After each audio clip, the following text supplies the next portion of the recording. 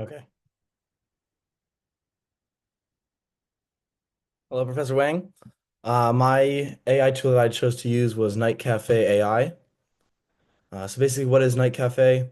It's a text to image generation tool that supports various AI algorithms, including Stable Diffusion, DALL-E 2, VQGAN, and clip guided diffusion, and it allows for diverse artistic styles and outputs.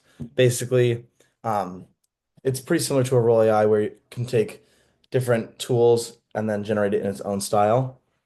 Um, of course, like I said, text to image generation with style transfer. And on top of that, one of the coolest things I thought was the community engagement.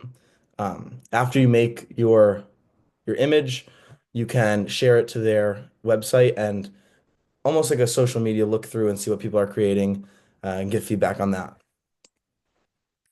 Why Night Cafe? I think that their image generation is very realistic.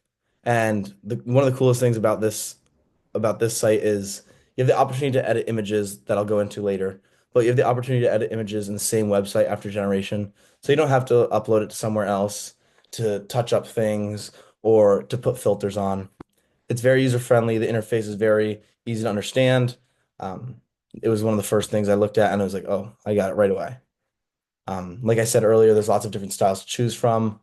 The community engagement is awesome, and you can animate the photos as well at the end.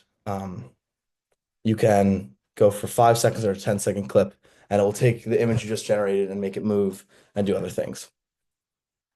So now just getting into my process, this is my first photo that I generated, and this was the prompt, an image of a guy with light brown hair drinking a Coca-Cola out of a cold cup. He is dressed in blue jeans and a white t-shirt. He is also wearing a backward hat. The setting is dusk, and he is drinking the Coca-Cola on a deck looking over water. The house is Cape Cod style. Um, and again, this was in the early parts of my learning how to use this website, and I didn't realize that you could put on these styles. So this is the first style I tried out, or not the first style I tried out, but I was looking for a more realistic look, and this is the one I found. It's called Preset Color Portrait. There's a bunch of different ones that can make it look like a video game, anime, cartoon, black and white images, and many more. So this was the second one I generated right here. Uh, After I put that color portrait on, and it makes it look a little bit more realistic. Then, this is my first regeneration after that one. I wasn't completely pleased with this.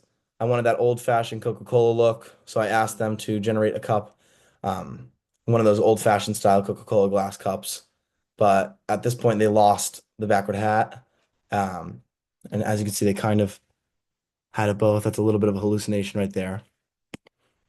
Then my second and third regeneration, I put his hat is backwards and he's smiling, enjoying the Coca-Cola or the soda because I want it to kind of look like an ad because it's for business marketing. And they just don't look like he doesn't look like he's enjoying it right now. So these guys are look a little bit happier. Uh, the first one right here did not have that backward hat that I was looking for.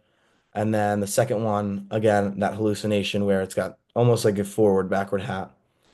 But these are the prompts that I've used to get these images on the screen. So my fourth regeneration, I pretty much got to where I wanted to be. I said you can see the house on the deck because I wanted it to feel like you're at the beach. Um, so yeah, I got the backward hat, I've got the Coca-Cola, I've got the beach, I've got the deck, I've got the house in the background. It's a little bit blurred, but I think that adds a cool little feature to it, and it's realistic and it's basically kind of perfect how I wanted it. Then, just to show off the editing stage and to kind of make the picture a little bit cooler, um, I used the tool that you can use after affect the brightness, the contrast, saturation, grayscale, and sepia scale. You can flip it, you can rotate it or crop it, do whatever you really want to. So just again, this is my final product here. Looks like he's enjoying it. I think that would make a good ad with Coca-Cola pasted over it. And then just to address some of the hallucinations, as you can see right here, his fingers are kind of screwed up there. Uh, this is an image that you've already seen with the backward forward hat. And then just one thing I noticed about this website, it is pretty good. I think it looks great, and I know a lot of AI has trouble with the hands right now, but I feel like sometimes when it generated an image, the fingers looked a little stiff and unrealistic. And then where did the next one go? And then just some other ethical considerations. I highlighted the ones in green that kind of appeal more to this app more than others. And then the yellow one is it doesn't really fit in, but I can see why. So lack of transparency. Many AI models, including large language models, do not offer transparent into how decisions are made or outputs are generated. So basically, who's responsible um, for like generating these images? Who's behind it? Privacy and data use and bias and fairness. I don't see it being too much of an issue with image generation, but definitely can play into it if there's stereotypes that the image is generating. And then accountability and responsibility, is again, who's taking accountability? Who's going to be responsible for the images that are put out by this? Is it the person that was behind the keyboard, or um, is it the bot itself? Thank you.